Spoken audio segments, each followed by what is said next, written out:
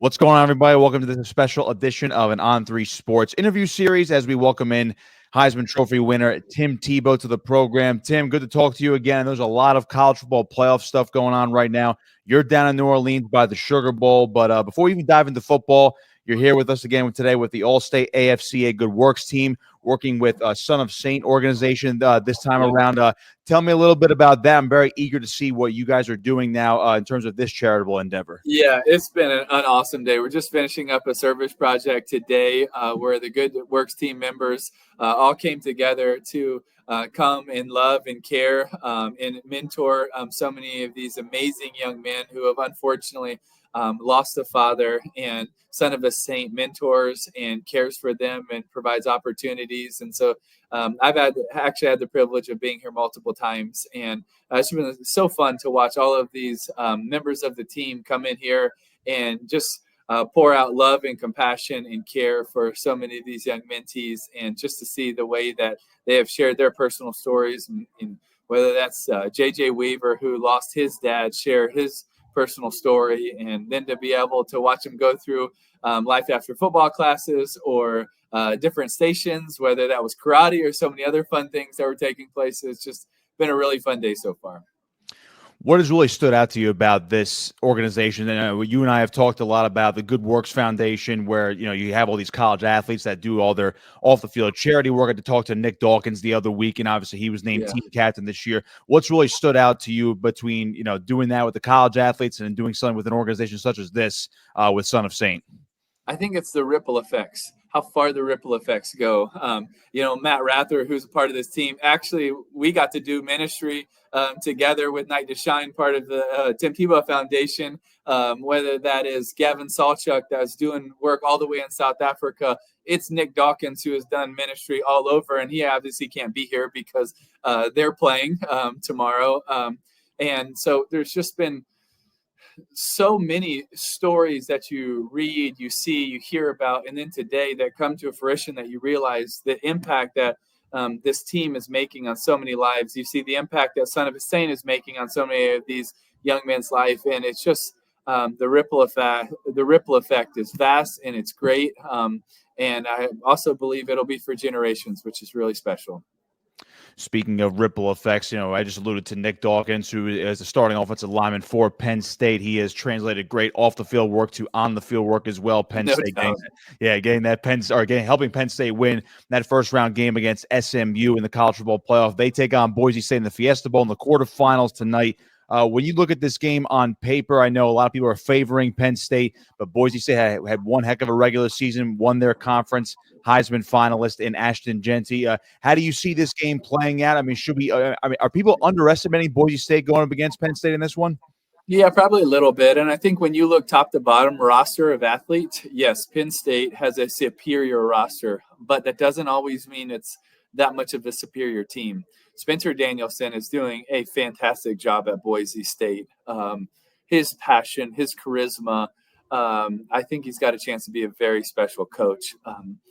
To be able to keep someone like Ashton and have Ashton buy into the team. I got the privilege of speaking to their team before the season, and Ashton came up to me and he said, "By the way, I'm going to see you in New York at the end of the year." And he didn't say it in an arrogant way at all. It was actually extremely humble, but he's just talking about the work that he's put in. And there's just the mindset of the team. Like, success wasn't a shock to them.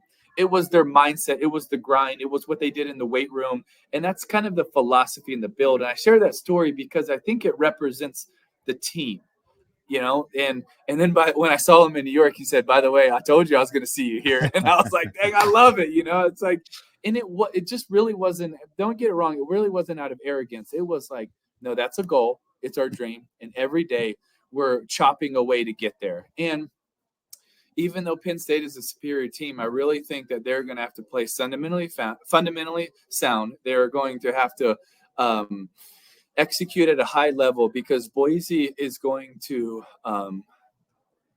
play with extreme passion, a relentless effort. Ashton is one of the best players in the country, for sure. And there's just not enough praise that goes to the rest of the team as well. So I'm excited about this matchup tonight. It's going to be a really fun one. Certainly is, as Boise State and the Fiesta Bowl kind of go hand in hand. And speaking of stuff that goes hand in hand, and I'll skip right ahead to the Rose Bowl before I dial it back a little bit. But Ohio State and Oregon, that's probably everyone's de facto biggest matchup here in the quarterfinals. Everyone looks at Ohio State and Oregon, classic Rose Bowl matchup, but this one is only to take the next step in the playoff. Oregon won by a point earlier this season. They're undefeated. Ohio State came back with a vengeance, though, against Tennessee in that first round. Has Ohio State kind of cleared the cobwebs of not making the Big Ten title game and not beating Michigan again this year? How do you think they stack up against Oregon the second time around? Well, very rarely do you get an opportunity to bounce back like Ohio State did. Like in any other season, for however long, their season is dashed against the rocks, hopeless, they're gone. But this season, the first year being a 12-team playoff, they get a new lease on life. And I think there was a pride that came into that team after losing to a rival, knowing you get another shot. And Tennessee paid the price for that. And I'm really excited because I think it's one of the best rosters, if not the best roster in the country, is Ohio State's. I think Jeremiah Smith is maybe the best receiver in the country. They got two of the best running backs. You got one of the best safeties in Caleb Downs. Your front four is extremely good. The offensive line, who has gone through ups and downs this year, but played a lot better against Tennessee. Will Howard has gone through some ups and downs as well, but for the most part, been pretty fundamentally sound throughout this year as well. So it is a team that can and should scare anyone and can beat anyone. And so even though they lost on the road by one, it's a team that I don't think anybody wants to see them when they play like they did against Tennessee. A team that people might not want to see right now with the way they're playing is Arizona State. You know, they're going to be playing Texas in the Peach Bowl. That'll be the first quarterfinal game tomorrow. But it seems like maybe Arizona State, like Boise State, might be being overlooked right now based on, you know, the overachievement of this year. And Texas comes in with national title expectations. Do you think Arizona State maybe deserves a little bit more credit based on Cam Scatterbo, Sam Levitt, their quarterback, obviously the job Kenny Dillingham has done, or is Texas rightfully a big favorite in this one? Well, I think Arizona State deserves a lot of credit. I think they're and there's something very real to anyone that's played sports about momentum, and they've had a lot of momentum over the last few weeks. It is like the wind. You can't always see it, but dang, can you feel it? And they have that momentum, that belief, and that's always a dangerous team. Do I believe that they're as deep of a roster as Texas? Absolutely not. There's not top to bottom. I think Texas's roster is very elite. Their ability to rotate their front seven and play backups that are ridiculous is kind of a joke. Their secondary. I mean, your four starters all could probably go start anywhere. This team's a very deep roster. But guess what? You only get to put 11 on the field at once. And I think that there has to be a mentality that Arizona State has on that momentum, on that belief. And I think you're going to have a few guys step up, specifically at the receiver position, to give them a chance. And they've had that over the last few weeks, especially in the conference championship game. A lot of their best receivers weren't playing, so they had so many other guys step up. I don't think you can put it all on Scatterbo, because I think they're going to load the box against him. They're going to make him the focal point. So there's going to be a lot on Sam, a lot on these receivers. And I think that's a little bit more of the X factor of this game. Can they make the plays through the air against one-on-one man coverage? And if you can, I think they'll have a chance to compete in this game. If you can't, I think it's going to become very hard 4 quarters. And finally, Tim, with the game that you're currently at right now, that in New Orleans, the Sugar Bowl, Notre Dame and Georgia, maybe the most fascinating matchup in terms of we might not know what's going to happen because Notre Dame comes in hot. They haven't lost since September. Obviously, they dominate Indiana at home in the first round. Georgia's without Carson Beck. They're going to turn to Gunnar Stockton at quarterback. Now, showed he's a little bit capable in the SEC championship game, but the tide, so to speak, seems to be turning towards Notre Dame in this one. How do you see this matchup playing out in the Sugar Bowl? I don't know if you can ever say when talking about Georgia that the tide is turning. That might just automatically that might be a Freudian slip right there. The rivalry with Alabama. Well, I first want to throw out there that it's pretty cool to have the coach of the All-State AFCA Good Works team, Marcus Freeman, and two of the players, and Jack Kaiser and Malachi Starks, are playing in the game. And Coach Freeman and Jack came by last night to say hey to the team. That was really sweet of them. So that's going to be just a fun matchup to have these awesome players and awesome people that are stepping foot out there. It's going to be a really fascinating game. I know some people might not enjoy it as much because you don't have the fireworks offensively. But if you want to see an old school physical, ground and pound, buckle your chin strap game, this is it. And I'm really excited. I can't wait. One of the strength coach for Notre Dame, his name's Lauren Landau. He was our strength coach.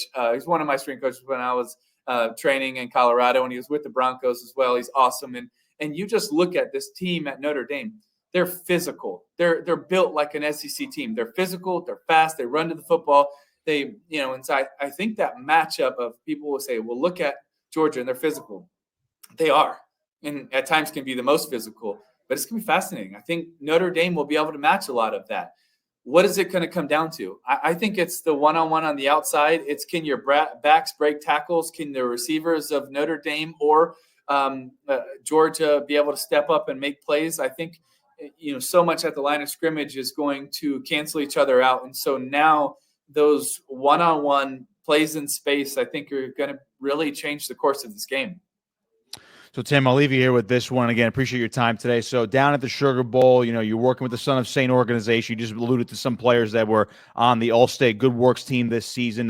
Where can people find more information about Son of Saint as well as the All-State Good Works team for the rest of the year and obviously moving forward into next football season?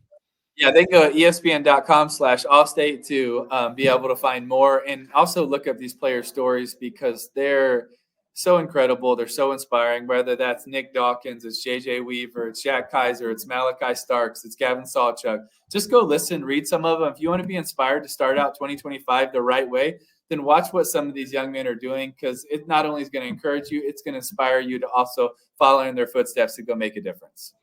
Tim Tebow with me on On3 Sports. Tim, always a pleasure, my man. Talk to you soon.